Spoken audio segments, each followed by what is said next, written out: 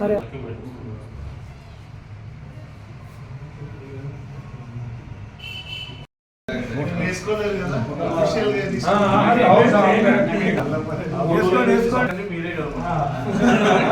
ఇప్పుడు కొత్త కూడా షేర్కి అవుతారా మామూలుగా కడవ చేసి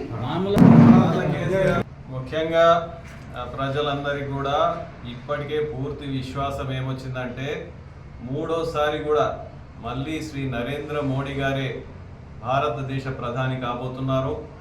మొదటి కంటే ఎక్కువ మెజారిటీతోని ఈరోజు బీజేపీ పార్టీ ప్లస్ అలయన్స్ కలిపి 400 సీట్ల పైన లోక్సభలో గెలుచుకోబోతున్నాం. ఖచ్చితంగా శ్రీ నరేంద్ర మోడీ గారు మళ్ళీ ప్రధానమంత్రి అవుతారు. ఇది మేము చెప్పడం కాదు, ఆపోజిషన్లో ఉన్నటువంటి కాంగ్రెస్ పార్టీ నాయకులు కూడా లోక్సభలో చెప్తా ఉన్నారు. కాబట్టి వాళ్ళు పూర్తిగా ఆశలన్నీ కూడా వదిలేసుకున్నారు. వారి ఇండియా అలయన్స్ కూడా ఫెయిల్ అయిపోయింది.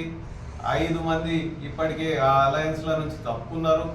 కనుక ఎటువంటి పోటీ కూడా లేదు ఈరోజు నరేంద్ర మోడీ గారికి. భారతీయ జనతా పార్టీ ఖచ్చితంగా మూడోసారి మళ్ళీ ప్రభుత్వం ఏర్పాటు చేయబోతున్నది. దాంతోపాటు తెలంగాణలో ఉన్న మెజారిటీ స్థానాలు దాదాపు 12 నుంచి 14 ఎంపీ సీట్లు మేము గెలవబోతా ఉన్నాం.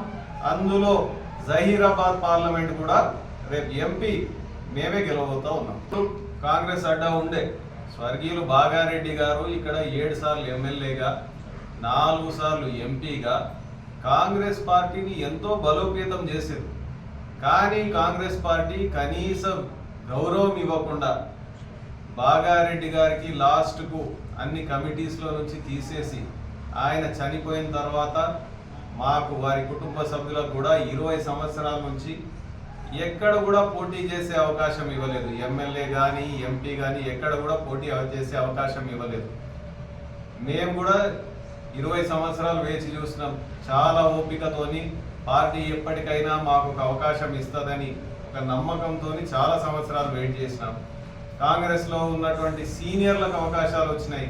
వాళ్ళు తప్పుకున్నప్పుడు బయటి పార్టీ నుంచి వచ్చిన వాళ్ళకి అవకాశాలు ఇచ్చారు. కానీ ఇక్కడ ఉన్నటువంటి కాంగ్రెస్ పార్టీలో లాయల్గా ఉన్నటువంటి వాళ్ళకి ఎప్పుడు కూడా కాంగ్రెస్ పార్టీ చేయలేదు. మరి ఇటువంటి పరిస్థితులు కాంగ్రెస్ పార్టీ ఖచ్చితంగా మాకు ఎటువంటి న్యాయం చేయదు అనే భావంతోనే మరి ముఖ్యంగా శ్రీ నరేంద్ర మోడీ గారి నాయకత్వం పట్ల దేశ ప్రజలందరూ కూడా ఈరోజు విశ్వాసంతో ఉన్నారు. మన దేశం ఒక్కటే కాదు, ఈరోజు ప్రపంచ దేశాల ప్రజలందరూ కూడా శ్రీ నరేంద్ర మోడీ నాయకత్వం వైపు చూస్తూ ఉన్నారు. ఎందుకంటే భారతదేశం ఏ విధంగా అయితే ఎదుగుతున్నదో మరి డెవలప్డ్ కంట్రీస్ కూడా ఈరోజు మన దేశం వైపు చూస్తున్నారు.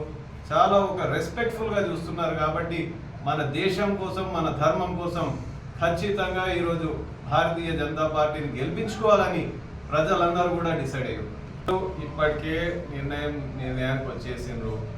ఎందుకంటే కేంద్రంలో బీజేపీ ప్రభుత్వం ఉంటుంది. జహీరాబాద్లో కూడా బీజేపీ ఎంపీ ఉంటే ఇక్కడ కూడా పనులు చకచకగా అవుతాయి. ఢిల్లీ నుంచి మనము నిధులు తీయడానికి అవకాశం ఉంటుంది. మన దగ్గర ఇంకా ఉద్యోగాలు వస్తాయి, ఇంకా డెవలప్మెంట్ అవుతుంది. మన నిరుద్యోగుల సమస్య మనం తీర్చగలుగుతాం. స్కిల్ డెవలప్మెంట్ సెంటర్స్ పెట్టుకోగలుగుతాం. అనేక విధాల మన ప్రాంతాన్ని మనం అభివృద్ధి చేసుకోగలుగుతాం. కాబట్టి ప్రజలందరూ కూడా నరేంద్రుని వైపే చూస్తూ ఉన్నారు.